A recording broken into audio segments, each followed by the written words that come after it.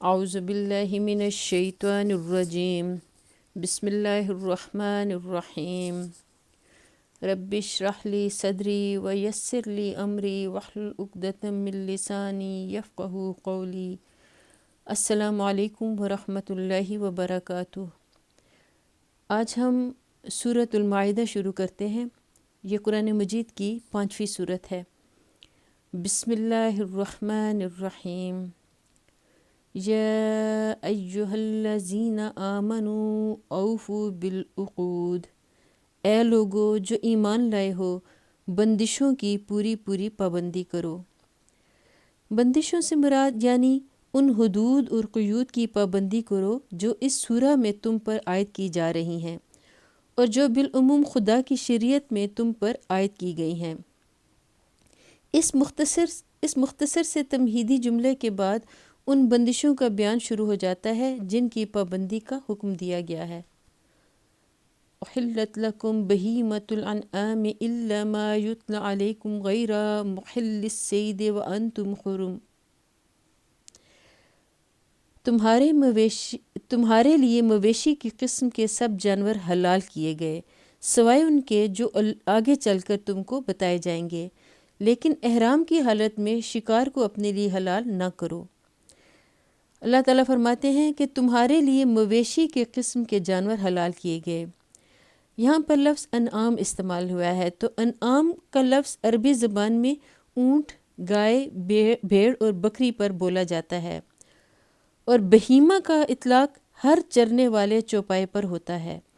اگر اللہ تعالیٰ نے یہ فرمایا ہوتا کہ انعام تمہارے لیے حلال کیے گئے تو اس سے صرف وہی 4 جانور حلال ہوتے جنہیں عربی میں انعام کہتے ہیں، لیکن حکم ان الفاظ میں دیا گیا ہے کہ مویشی کی قسم کے چرندہ چوپائے تم پر حلال کیے گئے۔ اس سے حکم وسیع ہو جاتا ہے اور وہ سب چرندہ جانور اس کے دائرے میں آ جاتے ہیں جو مویشی کی نوعیت کے ہوں۔ پھر اللہ تعالیٰ فرماتے ہیں لیکن احرام کی حالت میں شکار کو اپنے لیے حلال نہ کرو۔ احرام اس فقیرانہ لباس کو کہتے ہیں جو زیارت کعبہ کے لیے پہنا جاتا ہے۔ کعبہ کے گرد کئی کی منزل کے فاصلے پر ایک حد مقرر کر دی گئی ہے جس سے آگے بڑھنے کی کسی زائر کو اجازت نہیں جب تک کہ وہ اپنا معمولی لباس اتار کر احرام کا لباس نہ پہن لے۔ اس لباس میں صرف ایک تہمد اور ایک چادر جو اوپر اوڑھی جاتی ہے، ایک تہمد ہوتا ہے اور ایک چادر جو اوپر اوڑھی جاتی ہے۔ اسے احرام اس لیے کہتے ہیں کہ اسے باندھنے کے بعد آدمی پر بہت سی چیزیں حرام ہو جاتی ہیں جو معمولی حالات میں حلال ہیں، مثلا حجامت کروانا، خوشبو کا استعمال، ہر قسم کی زینت اور آسائش اور قضائے شہوت وغیرہ۔ انہی پابندیوں میں یہ بھی ایک ہے کہ کسی جاندار کو ہلاک نہ کیا جائے، نہ شکار کیا جائے اور نہ کسی کو شکار کا پتہ دیا جائے۔ ان اللہ یحکم ما یرید، بے شک اللہ جو چاہتا ہے حکم دیتا ہے، یعنی اللہ حاکم مطلق ہے، اسے پورا اختیار ہے کہ جو چاہے حکم دے۔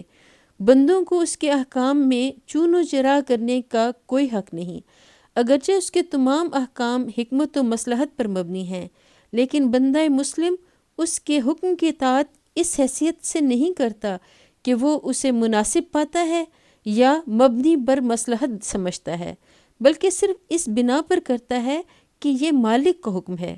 جو چیز اس نے حرام کر دی ہے وہ صرف اس لیے حرام ہے کہ اس نے حرام کی ہے، اور اسی طرح جو اس نے حلال کر دی ہے وہ بھی کسی دوسری بنیاد پر نہیں بلکہ صرف اس بنیاد پر حلال ہے کہ جو خدا ان ساری چیزوں کا مالک ہے وہ اپنے غلاموں کو اس چیز کے استعمال کی اجازت دیتا ہے۔ یا ایہا الذین آمنوا لا تحلوا شعائر اللہ ولا الشہر الحرام ولا الہدی ولا القلائد ولا آمین البیت الحرام یبتغون فضلا من ربہم ورضوانا۔ اے لوگو جو ایمان لائے ہو خدا پرستی کی نشانیوں کو بے حرمت نہ کرو، نہ حرام مہینوں میں سے کسی کو حلال کر لو، نہ قربانی کے جانوروں پر دست درازی کرو، نہ ان جانوروں پر ہاتھ ڈالو جن کی گردنوں میں نظر خداوندی کی علامت کے طور پر پٹے پڑے ہوئے ہوں، نہ ان لوگوں کو چھیڑو جو اپنے رب کے فضل اور اس کی خوشنودی کی تلاش میں مکان محترم یعنی خانہ کعبہ کی طرف جا رہے ہوں۔ اللہ تعالیٰ فرماتے ہیں کہ اے لوگو جو ایمان لائے ہو، خدا پرستی کی نشانیوں کو بے حرمت نہ کرو۔ ہر وہ چیز جو کسی مسلک یا عقیدے یا طرز فکر و عمل یا کسی نظام کی نمائندگی کرتی ہو اس کا شعار کہلائے گی، کیونکہ وہ اس کے لیے علامت یا نشانی کا کام دیتی ہے۔ شاعر اللہ سے مراد وہ تمام علامات یا نشانیاں ہیں جو شرک و کفر اور دہریت کے بالمقابل خالص خدا پرستی کے مسلک کی نمائندگی کرتی ہوں۔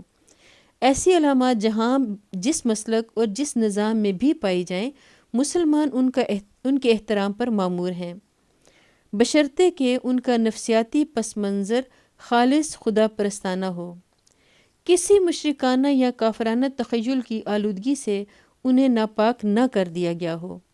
کوئی شخص خواہ وہ غیر مسلم ہی کیوں نہ ہو، اگر اپنے عقیدہ و عمل میں خدائے واحد کی بندگی و عبادت کا کوئی جز رکھتا ہے تو اس جز کی حد تک مسلمان اس سے موافقت کریں گے اور ان شاعر کا بھی پورا احترام کریں گے جو اس کے مذہب میں خالص خدا پرستی کی علامت ہوں۔ اس چیز میں ہمارے اور اس کے درمیان نزاع نہیں بلکہ موافقت ہے۔ نزاع اگر ہے تو اس امر میں نہیں کہ وہ خدا کی بندگی کیوں کرتا ہے، بلکہ اس امر میں ہے کہ وہ خدا کی بندگی کے ساتھ دوسری بندگیوں کی آمیزش کیوں کرتا ہے۔ یاد رکھنا چاہیے کہ شعائر اللہ کے احترام کا یہ حکم اس زمانے میں دیا گیا تھا جب کہ مسلمانوں اور مشرکین کعبہ کے درمیان جنگ برپا تھی۔ مکے پر مشرکین قابض تھے۔ عرب کے ہر حصے سے مشرک قبائل کے لوگ حج و زیارت کے لیے کعبے کی طرف جاتے تھے اور بہت سے قبیلوں کے راستے مسلمانوں کی زد میں تھے۔ اس وقت حکم دیا گیا کہ یہ لوگ مشرک ہی صحیح، تمہارے اور ان کے درمیان جنگ ہی صحیح، مگر جب یہ خدا کے گھر کی طرف جاتے ہیں تو انہیں نہ چھیڑو، حج کے مہینوں میں ان پر حملہ نہ کرو، خدا کے دربار میں نذر کرنے کے لیے جو جانور یہ لیے جا رہے ہوں ان پر ہاتھ نہ ڈالو، کیونکہ ان کے بگڑے ہوئے مذہب میں خدا پرستی کا جتنا حصہ باقی ہے وہ بجائے خود احترام کا مستحق ہے، نہ کہ بے احترامی کا۔ پھر اللہ تعالیٰ فرماتے ہیں کہ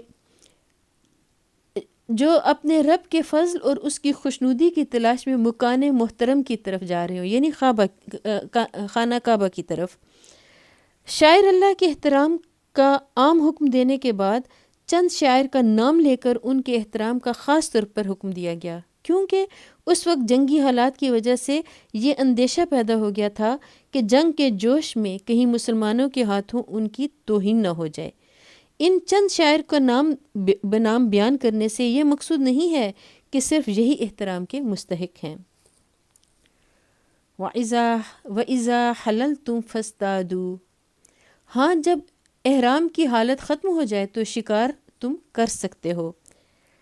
احرام بھی من جملہ شعائر اللہ ہے اور اس کی پابندیوں میں سے کسی پابندی کو توڑنا اس کی بے حرمتی کرنا ہے، اس لیے شعائر اللہ ہی کے سلسلے میں اس کا ذکر بھی کر دیا گیا کہ جب تک تم احرام بند ہو، شکار کرنا خدا پرستی کے شعائر میں سے ایک شعار کی توہین کرنا ہے۔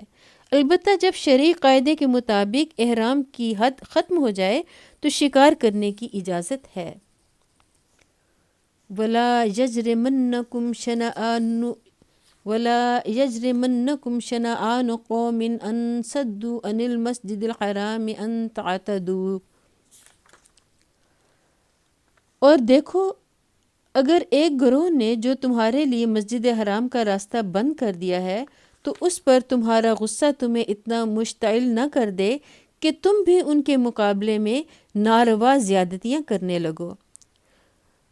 چونکہ کفار نے اس وقت مسلمانوں کو کعبے کی زیارت سے روک دیا تھا اور عرب کے قدیم دستور کے خلاف حج تک سے مسلمان محروم کر دیے گئے تھے، اس لیے مسلمانوں میں یہ خیال پیدا ہوا کہ جن کافر قبیلوں کے راستے اسلامی مقبوضات کے قریب سے گزرتے ہیں ان کو ہم بھی حج سے روک دیں اور زمانہ حج میں ان کے قافلوں پر چھاپے مارنے شروع کر دیں، مگر اللہ تعالیٰ نے یہ آیت نازل فرما کر انہیں اس ارادے سے باز رکھا۔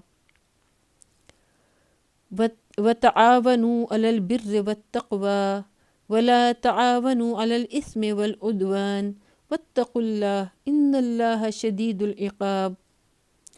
نہیں، جو کام نیکی اور خدا ترسی کے ہیں ان میں سب سے تعاون کرو، اور جو گناہ اور زیادتی کے کام ہیں ان میں سے کسی سے تعاون نہ کرو۔ اللہ سے ڈرو، اس کی سزا بہت سخت ہے۔ حرمت علیکم المیتۃ والدم واللحم الخنزیر وما أهل لغیر اللہ به والمنخنقۃ والموقوذۃ والمتردیۃ والنطیحۃ وما أکل السبع الا ما ذکیتم۔ تم پر حرام کیا گیا مردار، خون، سور کا گوشت، وہ جانور جو خدا کے سوا کسی اور کے نام پر ذبح کیا گیا ہو، وہ جو گلا گھٹ کر یا چوٹ کھا کر یا بلندی سے گر کر یا ٹکر کھا کر مرا ہو، یا جسے کسی درندے نے پھاڑا ہو، سوائے اس کے جسے تم نے زندہ پا کر ذبح کر لیا۔ اللہ تعالیٰ فرماتے ہیں تم پر حرام کیا گیا مردار یعنی وہ جانور جو طبعی موت مر گیا ہو، خون، سور کا گوشت، وہ جانور جو خدا کے سوا کسی اور کے نام پر ذبح کیا گیا ہو، یعنی جس کو ذبح کرتے وقت خدا کے سوا کسی اور کا نام لیا گیا ہو، یا جس کو ذبح کرنے سے پہلے یہ نیت کی گئی ہو کہ یہ فلاں بزرگ یا فلاں دیوی یا دیوتا کی نذر ہے۔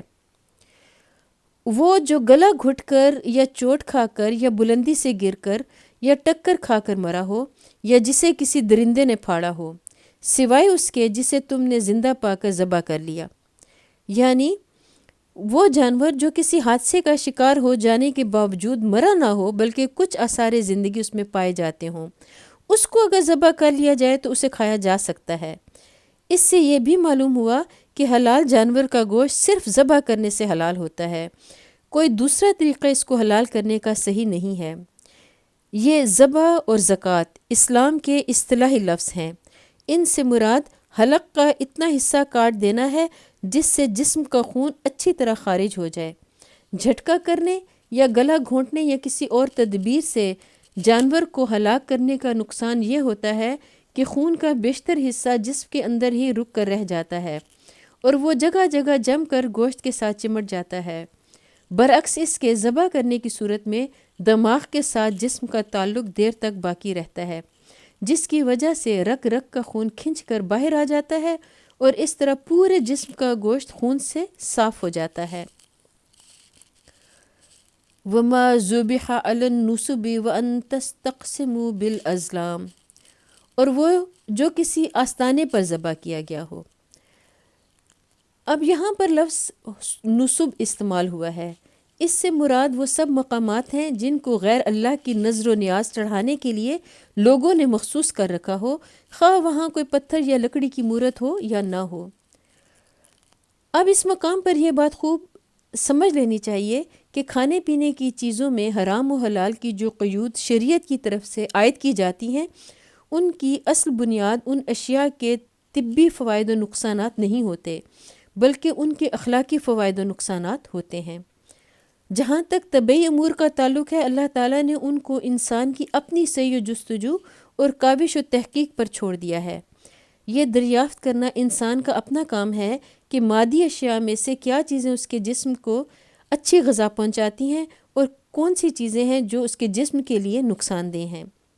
شریعت ان امور میں اس کی رہنمائی کی ذمہ داری اپنے سر نہیں لیتی۔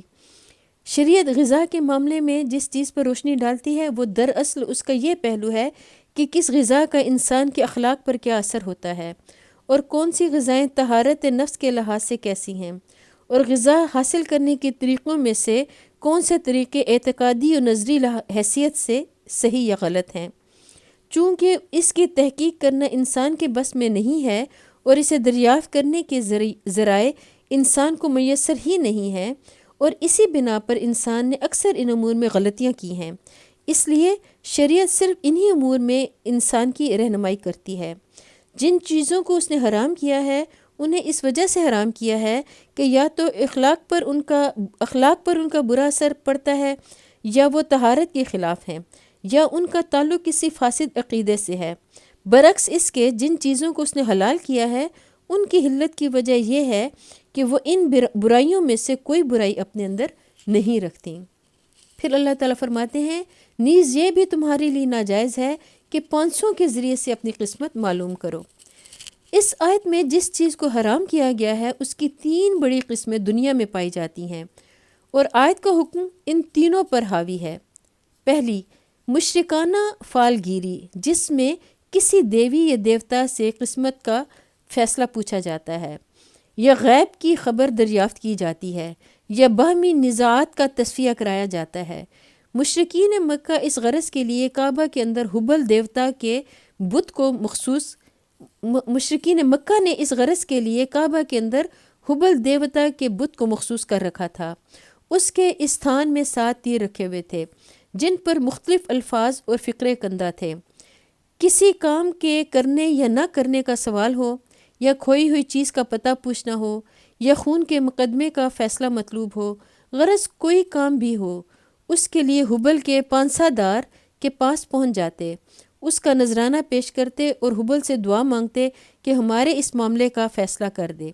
پھر پانسہ دار ان تیروں کے ذریعے سے فال نکالتا، اور جو تیر بھی فال میں نکل آتا اس پر لکھے ہوئے لفظ کو ہبل کا فیصلہ سمجھا جاتا تھا۔ دوسرا یہ توہم پرستانہ فال گیری، جس میں زندگی کے معاملات کا فیصلہ عقل و فکر سے کرنے کے بجائے کسی وہمی و خیالی چیز یا کسی اتفاقی شے کے ذریعے سے کیا جاتا ہے۔ یہ قسمت کا حال ایسے ذرائع سے معلوم کرنے کی کوشش کی جاتی ہے جن کا وسیلہ علم غیب ہونا کسی علمی طریق سے ثابت نہیں ہوتا۔ اور تیسری قسم ہے جوئے کی قسم کے وہ سارے کھیل اور کام جن میں اشیاء کی تقسیم کا مدار حقوق اور خدمات اور عقلی فیصلوں پر رکھنے کے بجائے محض کسی اتفاقی امر پر رکھ دیا جائے۔ مثلاً یہ کہ لاٹری میں اتفاقاً فلاں شخص کا نام نکل آیا ہے، لہٰذا 1000 آدمیوں کی جیب سے نکلا ہوا روپیہ اس ایک شخص کی جیب میں چلا جائے، یا یہ کہ علمی حیثیت سے تو ایک معامے کے بہت سے حل صحیح ہیں، مگر انعام وہ شخص پائے گا جس کا حل کسی معقول کوشش کی بنا پر نہیں بلکہ محض اتفاق سے اس حل کے مطابق نکل آیا ہو جو صاحب معمہ کے صندوق میں بند ہے۔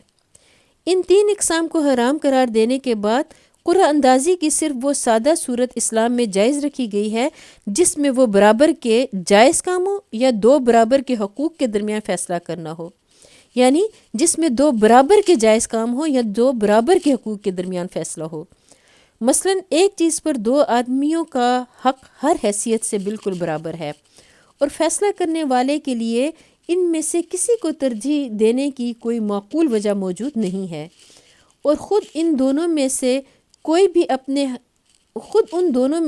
بھی اپنا حق خود چھوڑنے کے لیے تیار نہیں ہے۔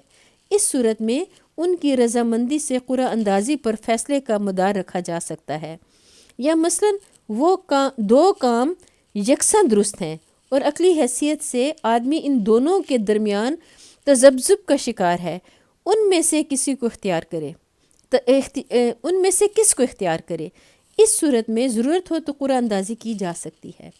نبی صلی اللہ علیہ وآلہ وسلم نے بالعموم ایسے مواقع پر یہ طریقہ اختیار فرمایا کہ جب 2 برابر کے حقداروں کے درمیان ایک کو ترجیح دینے کی ضرورت پیش آ جاتی تھی اور آپ صلی اللہ علیہ وآلہ وسلم کو اندیشہ ہوتا تھا کہ اگر آپ صلی اللہ علیہ وآلہ وسلم خود ایک کو ترجیح دیں گے تو دوسرے کو ملال ہوگا۔ ذالکم فسق، یہ سب افعال فسق ہیں۔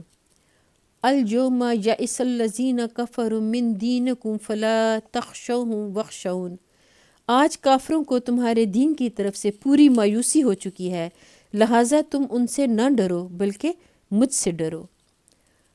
اليوم اکملت لکم دینکم واتممت علیکم نعمتی وردیت لکم الاسلام دینا، آج میں نے تمہارے دین کو تمہارے لیے مکمل کر دیا ہے اور اپنی نعمت تم پر تمام کر دی ہے، اور تمہارے لیے اسلام کو تمہارے دین کی حیثیت سے قبول کر لیا ہے، لہٰذا حرام و حلال کی جو قیود تم پر عائد کر دی گئی ہیں ان کی پابندی کرو۔ دین کو مکمل کر دینے سے مراد اس کو ایک مستقل نظام فکر و عمل اور ایک ایسا مکمل نظام تہذیب و تمدن بنا دینا ہے جس میں زندگی کے جملہ مسائل کا جواب اصولاً یا تفصیلاً موجود ہو، اور ہدایت و رہنمائی حاصل کرنے کے لیے کسی حال میں اس سے باہر جانے کی ضرورت پیش نہ آئے۔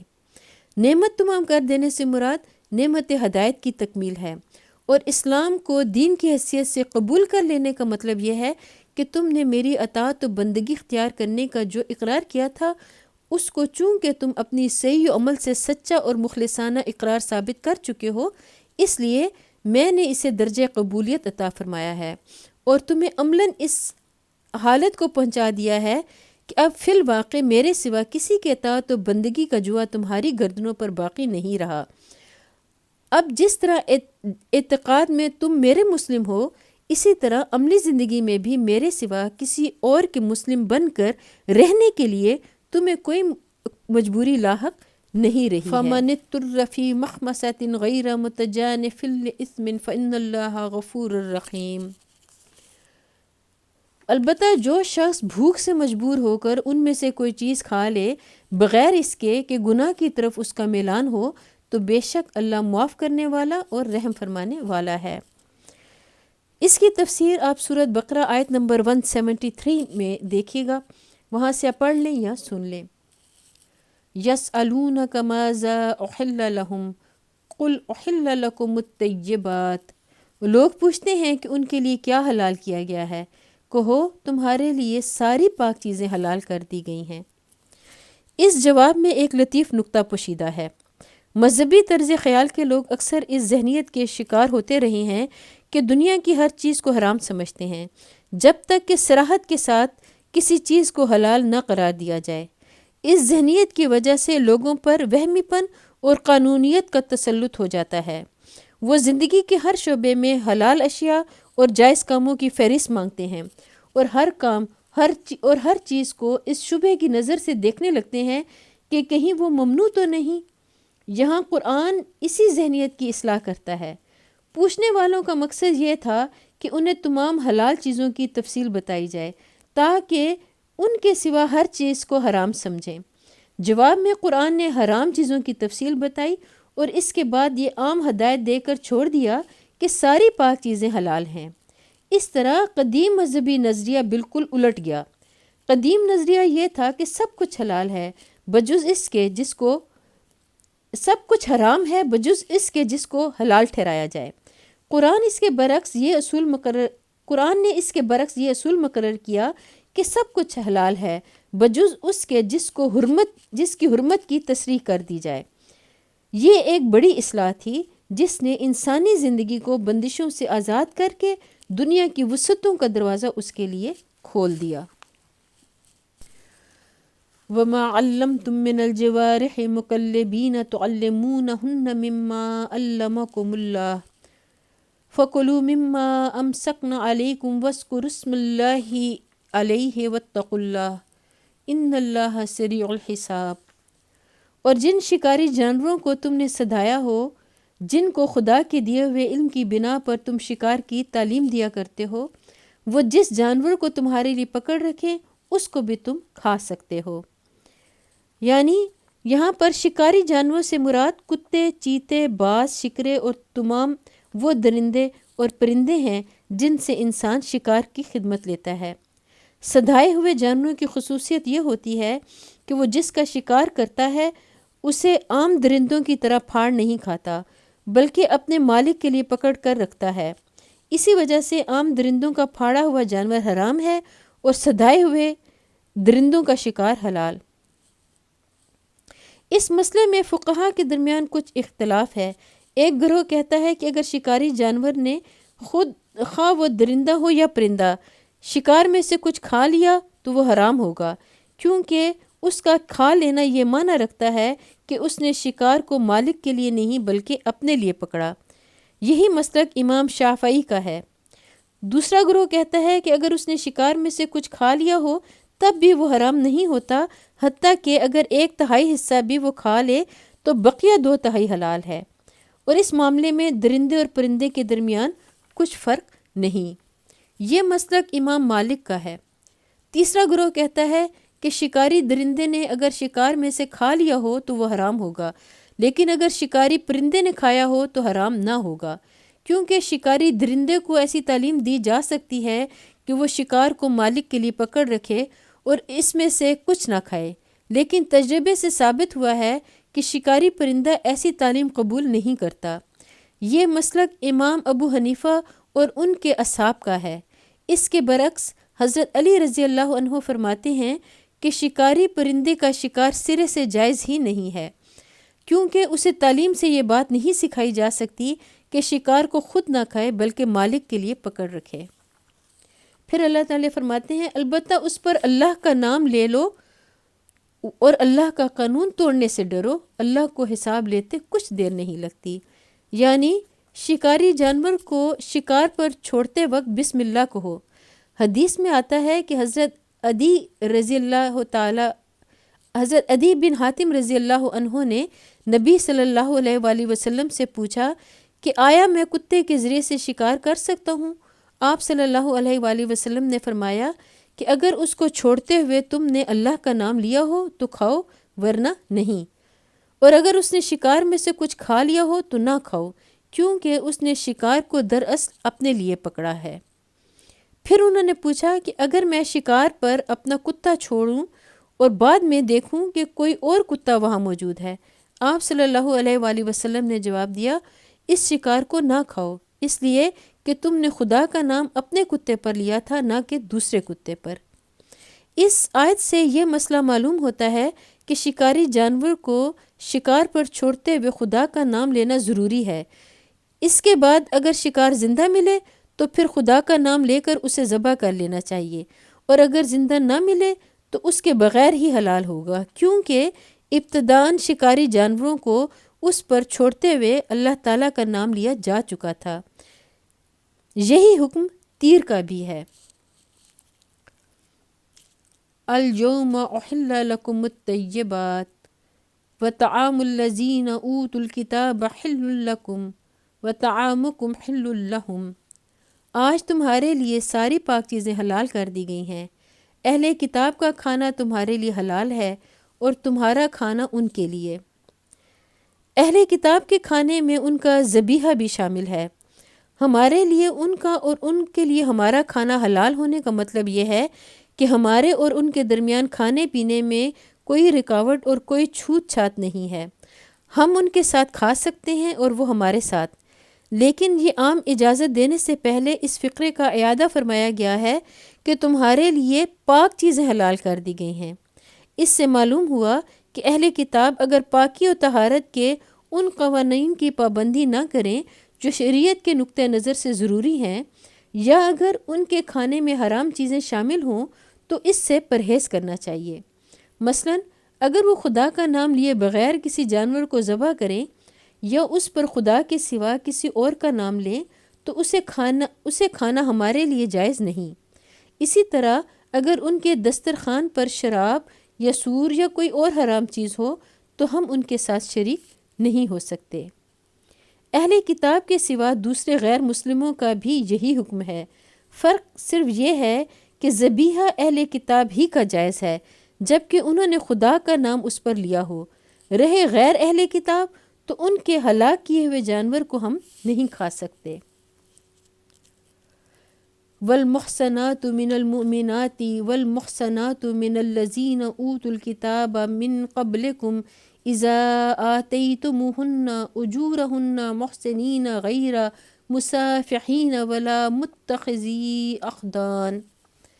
اور محفوظ عورتیں بھی تمہارے لیے حلال ہیں، خواہ وہ اہل ایمان کے گھروں سے ہوں یا ان قوموں سے ہوں جن کو تم سے پہلے کتاب دی گئی تھی، بشرطے کہ تم ان کے مہر ادا کر کے نکاح میں ان کے محافظ بنو، نہ یہ کہ آزاد شہوت رانی کرنے لگو یا چوری چھپے آشنائیاں کرو۔ اس سے مراد یہود اور نصارہ ہیں۔ نکاح کی اجازت صرف انہی کی عورتوں سے دی گئی ہے اور انہی کے ساتھ اور اس کے ساتھ شرط یہ لگا دی گئی ہے کہ وہ محصنات یعنی محفوظ عورتیں ہوں۔ اس حکم کی تفصیلات میں فقہا کے درمیان اختلاف ہوا ہے۔ ابن عباس رضی اللہ عنہ کا خیال ہے کہ یہاں اہل کتاب سے مراد وہ اہل کتاب ہیں جو اسلامی حکومت کی رعایا ہوں۔ رہے دارالحرب اور دارالکفر کے یہود و نصارہ تو ان کی عورتوں سے نکاح کرنا درست نہیں۔ حنفیہ اس سے تھوڑا اختلاف کرتے ہیں۔ ان کے نزدیک بیرونی ممالک کے اہل کتاب کی عورتوں سے نکاح کرنا حرام تو نہیں ہے مگر مکروہ ضرور ہے، بخلاف اس کے سعید بن مسیب رحمۃ اللہ علیہ اور حسن بصری رحمۃ اللہ علیہ اس کے قائل ہیں کہ آیت اپنے حکم میں عام ہے، لہٰذا ذمی اور غیر ذمی میں فرق کرنے کی ضرورت نہیں۔ پھر محصنات کے مفہوم میں بھی فقہا کے درمیان اختلاف ہے۔ حضرت عمر رضی اللہ تعالیٰ عنہ کے نزدیک اس سے مراد پاک دامن عصمت مآب عورتیں ہیں، اور اسی بنا پر وہ اہل کتاب کی آزاد منش عورتوں کو اس اجازت سے خارج قرار دیتے ہیں۔ وَمَن يَكْفُرْ بِالْإِيمَانِ فَقَدْ حَبِطَ عَمَلُهُ وَهُوَ فِي الْآخِرَةِ مِنَ الْخَاسِرِينَ، اور جو کسی نے ایمان کی روش پر چلنے سے انکار کیا تو اس کا سارا کارنامہ زندگی ضائع ہو جائے گا اور وہ آخرت میں دیوالیہ ہوگا۔ اہل کتاب کی عورتوں سے نکاح کی اجازت دینے کے بعد یہ فقرہ اس لیے تنبیہ کے طور پر ارشاد فرمایا گیا ہے کہ جو شخص اس اجازت سے فائدہ اٹھائے اور اپنے ایمان و اخلاق کی طرف سے ہوشیار رہے، وہ اپنے ایمان و اخلاق کی طرف سے ہوشیار رہے۔ کہیں ایسا نہ ہو کہ کافر بیوی کے عشق میں مبتلا ہو کر یا اس کے عقائد اور اعمال سے متاثر ہو کر اپنے ایمان سے ہاتھ دھو بیٹھے، یا اخلاق و معاشرت میں ایسی روش پر چل پڑے جو ایمان کے منافی ہو۔ یہاں ہمارا سورہ مائدہ کا پہلا رکوع مکمل ہوتا ہے۔ اللہ تعالی ہمیں قرآن مجید کو پڑھنے کی، سمجھنے کی اور اس پر عمل کرنے کی توفیق عطا فرمائے۔ اللہ تعالی ہمارے گناہوں کو معاف فرمائے۔ قرآن مجید پڑھتے ہوئے اگر مجھ سے غلطی ہو گئی ہو تو اللہ تعالی مجھے معاف فرمائے۔ آمین۔ وآخر دعوانا ان الحمد للہ رب العالمین۔